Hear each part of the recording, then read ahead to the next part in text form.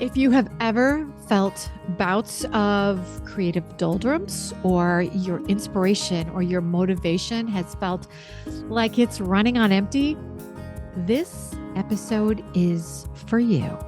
Please know that you are not alone, and you're not lazy, and you're not creatively broken.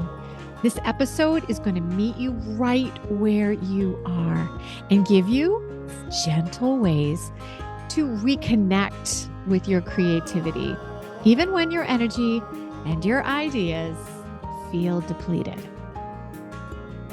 Hello, my creative friend. Welcome to the BDI Create Today podcast. This is a podcast where we'll discover the who, what, where, when, why, and how you can be creative or have more creativity. And together, we'll explore the extraordinary impact creativity can have in your life, in your heart, mind, body, and soul. And if we haven't met yet, I am Beth Buffington, a licensed artist, digital illustration instructor, and a creative coach living just outside of the windy city of Chicago, Illinois. But mostly, I am someone who is curious about how creativity can weave its way into our lives. Now, each week we're going to look at one or more of the sparkly facets that make up the ever-changing kaleidoscope that is creativity. Hello, my creative friend. Welcome to this episode of Create Today with Beth Buffington. You are listening to episode 80. Woohoo! This is a really big milestone. Now, if you've been taking time to listen in with me weekly for a while now, I appreciate you, and I wholeheartedly thank you for being part of this creative community. And if you're listening in for the very first time, well, hi there. I am delighted you're here. Welcome. And I hope that you will keep listening for the next 80 episodes. Now, today, we are going to chat about one of the most common questions I hear from creatives everywhere. And after a little sleuthing on this topic, I discovered that it's one of the most top search questions asked online now by folks who are curious about creativity. And that question is, how do I spark my creativity when I am feeling down or when I'm feeling stuck? If you have ever felt bouts of creative doldrums, or your inspiration or your motivation has felt like it's running on empty, this episode is for you. First and foremost, my friend, please know that you are not alone, and you're not lazy, and you're not creatively broken. You're not doing anything wrong. And this episode is going to meet you right where you are and give you 5 practical, gentle ways to reconnect with your creativity, even when your energy and your ideas feel depleted. But before we talk about how to revive or flourish with our creativity, or even just create a new spark for our creativity, let's pause and talk about the why. Why are you feeling stuck or uninspired? Or why do you have low creative energy? That's a good question. You see, before we jump into solutions, we need to pause to look at the cause and name what is real. So the next time this happens, you'll recognize the signs sooner. So why do we get creatively stuck or uninspired in the first place? Because, my friend, it happens to all of us.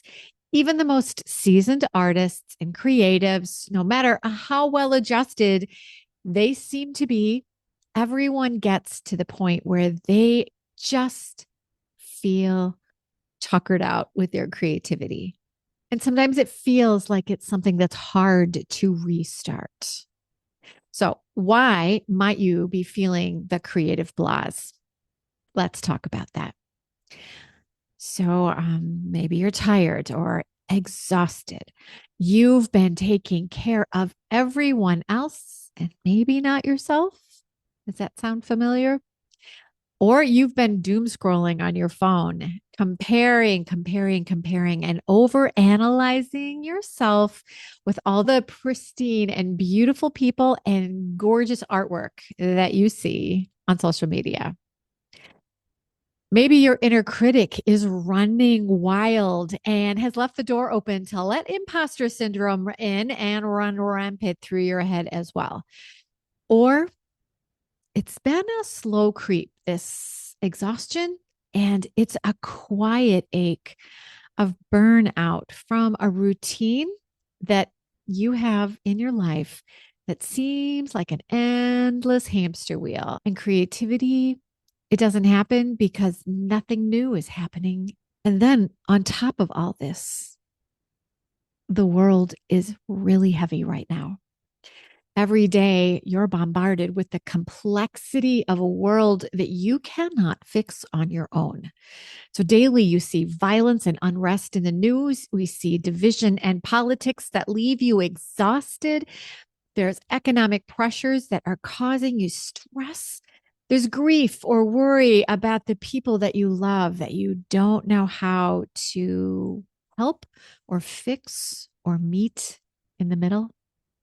This is a long list of heavy items that you are dragging around with you like overstuffed suitcases that don't have wheels.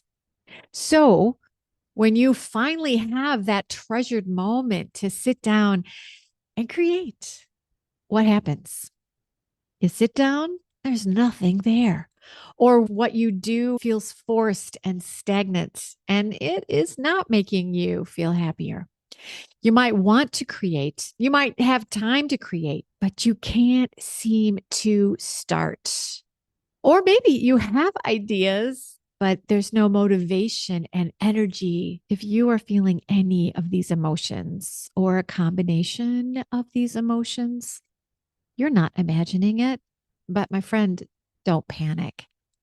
Don't feel like you're alone. Just look at the list we just made. It was a long list. And the world, it is a hot mess right now. Life is complicated. My dear creative friend, your nervous system is carrying a heavy load, and you are feeling the weight of a long list of things that are nagging and picking and shouting for your attention. And sometimes, no matter how careful we are about organizing and dealing with the burdens we face each week, our strength, it fails, and we sometimes stumble. That sounds like a lot of bad news, right? But no, no, no, don't go away. There is good news, my friend.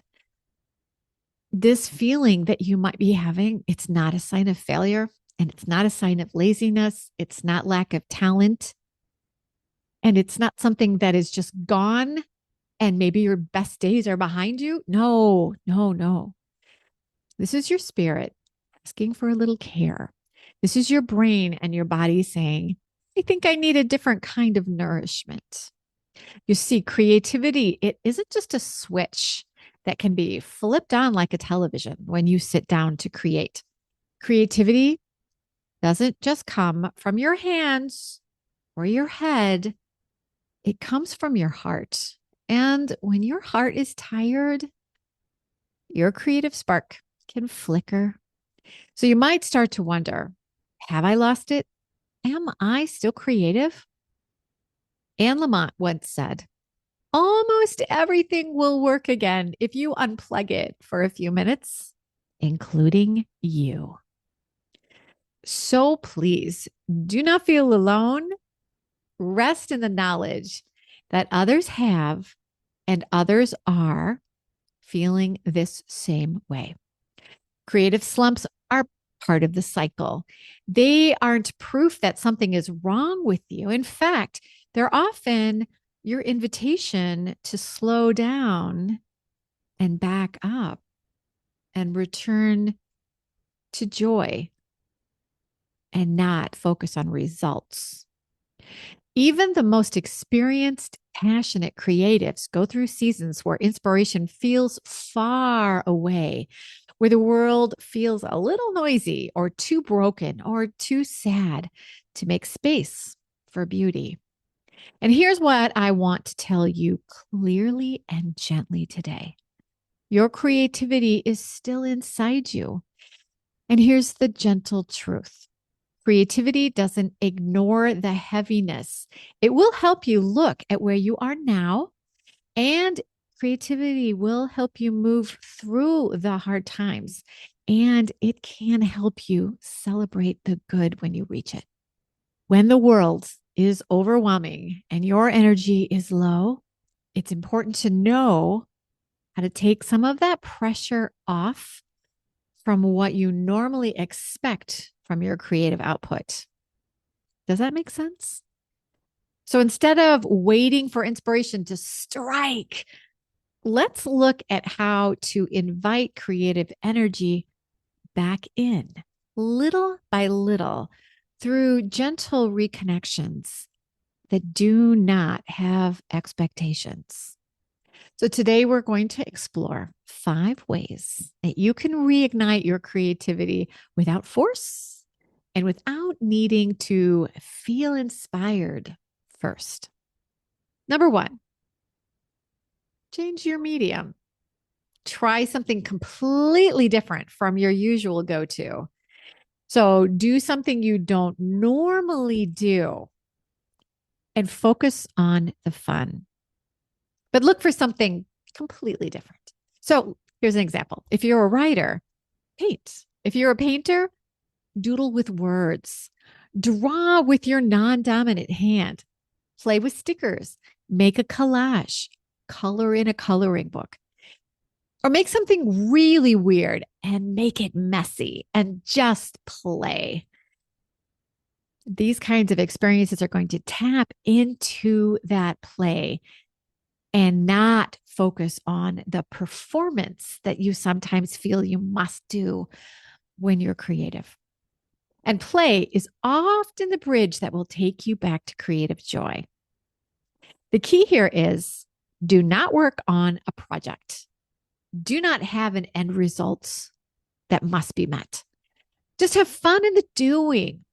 Perfection, success, masterpiece, the words finished. These are all things that should never enter into this activity.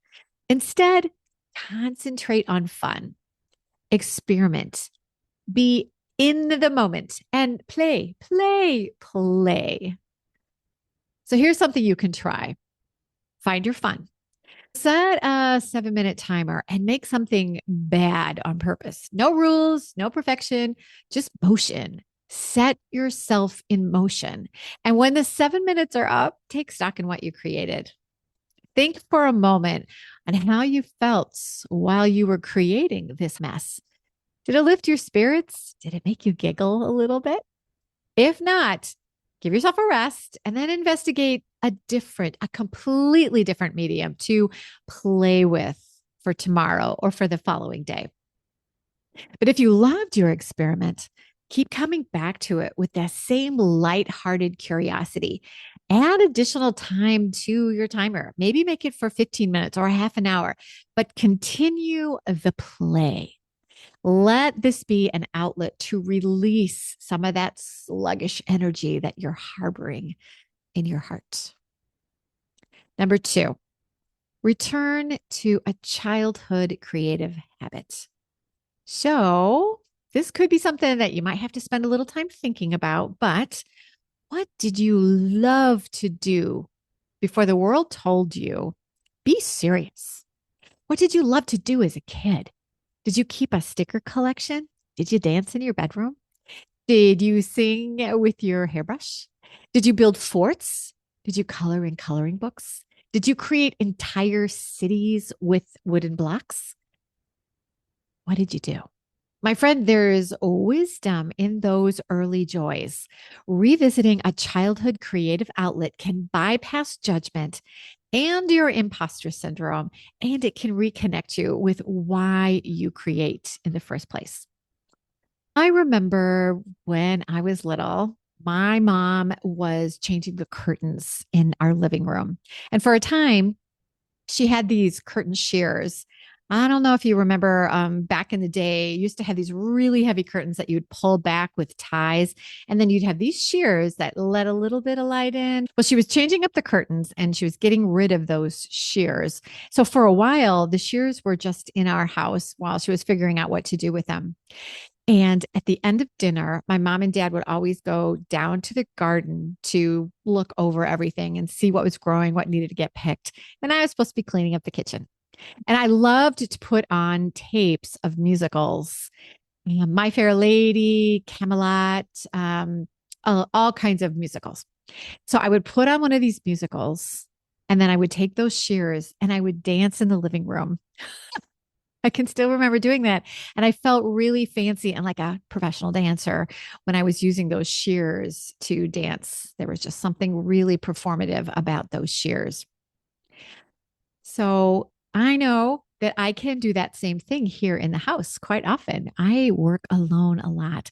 So sometimes I do turn on some good music. I don't have any shears right now, but I can dance in my studio and I can dance in my kitchen. I dare you to dance. My friend, there's wisdom in those early joys. And spoiler alert, as a kid, you created, you danced, you sang, you created art, whatever. You created for the pure love of doing the thing that inspired you to create, even if that was a mud pie. Sometimes it's fun to include your kids or your grandkids in these activities because it helps you see the activity from the actual eyes of a child. And you can see literally in their eyes the joy of whatever activity that you're doing. I see it in my grandbuddy's eyes every time we get together and we do anything creative. Just remember to refrain from being perfect or from trying to make your children or your grandchildren's creativity perfect. Just let everyone play. And if the process at the end is just a muddy mess, that's okay. Again, this activity is just making you loose. It is just having fun. It's enjoying the play. And when you discover the roots of what used to make you creatively happy, you connect with that joy. So let loose and create with just sheer abandon. Now, here's a fun doodling and or journaling prompt for you. I want you to write down this thought. When I was younger, I loved to create by, then let your mind wander. Your younger self is still in there, my friend. So when you were younger, you loved to create by coloring in coloring books, making mud pies, painting on rocks, cooking with your mom. What was that thing that you loved to do and you couldn't wait to do? Number 3, take a wonder walk. So step outside, not to exercise, but to notice. This is about shifting your attention from the inward heaviness that you feel, that all the stuff in your head, all the negative thoughts that are swirling madly inside your brain. Your goal when on a wonder walk is to make it fun, just to inspect things and to do a deep focus on something that you might otherwise overlook. So you not only step outside physically, but metaphorically, you step outside of your inward heaviness and all the stuff that's going on in your head. You draw back the shades and the shadows that have been causing the clouds in your mind, in your thinking, and in your happiness.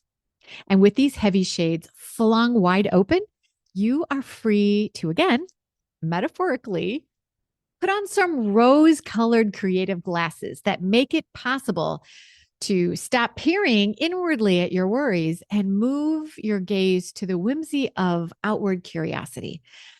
So give yourself permission to get out of autopilot or doom scrolling or that perpetual loop of worry. How will I fix that? How will I fix that? And step outside with this creative mission. Notice stuff that you usually pass by. Look for something oddly shaped, unexpectedly beautiful, or quietly poetic. You're training your brain to see again, and that is where creativity lives. So, a couple things I can think about with this just in the last couple weeks. My family, we went to go visit my mom and dad, and they live in out in the country, and they have a lot of forest that my dad has made trails in. So, I was walking with one of my granddaughters, and she found so many things. We found little roly poly bugs, and we found caterpillars, and we found beautiful flowers. But there was one leaf that she found that was a heart shaped leaf. And one side of it was bright yellow, and the other side of it was green. It was perfectly divided in the center. I would have never seen it if I wasn't out inspecting and looking and scavenging,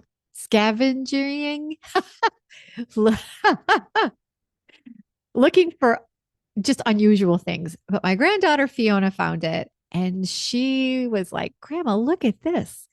So we carried it all the way back home. We took a picture of it, and we plan on drawing it again together coming up. And I was up in Michigan last week with my grandsons.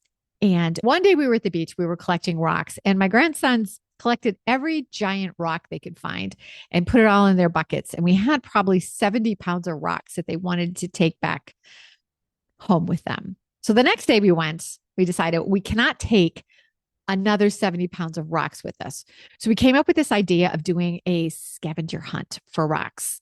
So I drew up this map that was different shapes of rocks and different colors of rocks. And then we were going to look for small rocks that matched those shapes and colors. And we had so much fun finding those rocks and then figuring out where on my map we could tick off those rocks. I was actually going to take a picture of that map for you, but it was in the pocket of one of my skirts, and oops, I washed it. So I don't have it to show you, but it was so much fun to have that map, and it helped with our wonder walk as we were looking for certain kinds of treasures in Lake Michigan. So this is what you want to do when the world feels chaotic. A wonder walk is going to help you find beauty in small things that you might have overlooked. One of the rock shapes that we looked for were triangles. Do you know we found probably a half a dozen triangle shaped rocks? Who knew, right? So find something beautiful, something odd, something that you find calming. A shadow, a crack in the sidewalk, a leaf curled just so, sticks that fell together to create a smile. Maybe it's something that you can even save. And when you bring back, every time you look at it, it will remind you of that wonder walk, and it will calm you down. My friend, creativity evolves not with genius, but with noticing.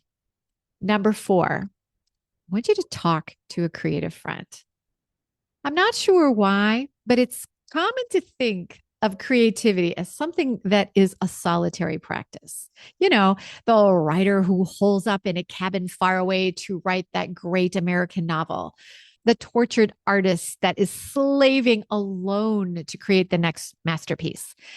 But I am here to tell you today, community brings connection, and connection sparks creativity.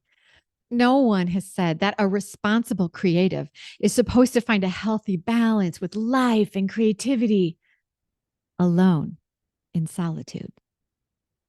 So call or text someone you trust, especially someone who is creating like you do, and share what's heavy in your heart, or ask them what they're making and start a conversation. You don't have to figure all of this in your head. You don't have to figure this out alone. Text someone who gets you. Talk to someone who understands what you're going through. Get together with them physically or on the video call and ask them what they're working on, or share about your stuckness, right? Find a group that meets regularly and then attend that group. Come with an open heart that is ready to absorb the creative goodness that oozes from conversations and discussions and challenges and speakers that are part of that group. You'll become a more resilient creative because you're in a community where you receive and you give. This push pull cycle lets you be both vulnerable and strong. So you can take advice and you can give advice, and that makes you strong. Now, let's take a moment to hear a word from our sponsor. And this episode is brought to you by the Create Today membership, a supportive place and space for creatives who are ready to reignite their spark. Inside the Create Today community, you're going to find monthly workshops, inspiring guest speakers, creative challenges, and a community that understands creative struggle and is there to help you celebrate your creative wins. So whether you're stuck, whether you're starting over, or simply craving more joy in your creative life, you belong here. So join us at the Create Today membership and start creating again, start feeling creative again, your way. So go to www.bdi-create.today, and in the menu at the top right of the page, choose membership and coaching, and come and try out the membership. Come, just try it out. Play and then stay. You'll enjoy basking in the creative atmosphere that is waiting for you. I cannot wait to create today with you together. Now, let us explore our fifth way to spark your creativity. And that is lower the bar and then lower it again. If you were a high jumper in track, your goal is always to jump higher, raise that bar, raise that bar. But my friend, when you're feeling stuck and exhausted, pushing is not what you want to do. You want to make whatever you need to do easier. So take that bar down, make whatever it is you're going to do easier, and then make it even easier again so that whatever it is you're allowing yourself to do, it's not hard. Because in hard times, the creative goal, it's not brilliance. It's not a masterpiece. It's not a great finished product. It's not finishing anything. It's just presence. You want to just be present. Don't aim for your best work. Don't even aim. Take time to just do creative play that isn't work. Coloring books, a sketching app on your phone, learning to crochet with a fun kit, taking photos and playing with quirky filters, painting on rocks, and then leaving your mini paintings where people will be inspired when they find them. Sing in the car, dance in the kitchen, wear pretty earrings, and choose a different fun pair every day. Make a playlist of your favorite summer songs. Write a haiku about your breakfast. Draw a squiggle and name it Steve. See, you don't need to create something amazing. You just need to start something small. Having moments of just sheer playfulness that is not hard to do, that is not something you have to stretch for, is not a goal that you need to reach. This sheer playfulness will calm your inner critic. It will help shush your imposter syndrome. It's going to help you exhale and realize every day can have moments that glisten with possibilities of hope and laughter. Creativity isn't doing work. Creativity is self-care. It is therapy, and it should allow you to focus on this moment right now. And focusing on the moment, well, that's going to pull you away from fixations of worry or the constant blare of the news that is sharing more horrible and sad stories. And when you're in the moment of just being creative, it's going to keep you away from doom scrolling on your phone. But like I always say, you got to give yourself permission to play. And then tomorrow, you have to give yourself permission to play. And then the next day, you got it. Give yourself permission. Creative momentum happens when you stay in motion. And it doesn't come from brilliance. It comes from beginning. And it comes and it stays because you are giving yourself the chance to begin again each day. So, my friend, if you're listening today, here's what I hope you take with you. Your creativity isn't gone. It's just waiting for a softer way back. So pick one small idea from today's list and try it. Not to impress anyone, not to make something amazing, not to even finish something, just to feel something shift. And your only goal is to reconnect with the part of you that wants to create. You want to search for that space quietly, slowly, and most importantly, with absolute imperfection. Because even the tiniest or the messiest act of creation, it can help lift the weight, that burden. Maybe not entirely, but a little bit, or for a little while. A scribble certainly won't fix the world, but it can start. And for today, it might lift your spirit. It might make you smile. And that, my friend, that's a beginning. So if today's episode resonated with you, please share it with a friend who needs a creative lift, or leave a review to help others find Create Today.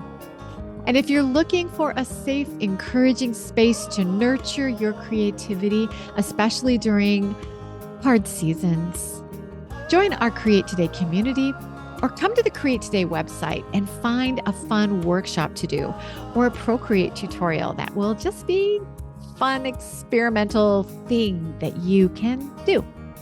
We've got workshops, prompts, and a circle of support waiting for you at www.bdi-create.today. So you don't have to wait for the world to be okay to make something beautiful. You don't even have to feel okay yourself. You just have to begin. So until next time, exhale, play, get messy, do stuff that intrigues you, have fun. And no matter how big or small your creative spark is today, remember, hang on. And no matter what, stay creative, my friend.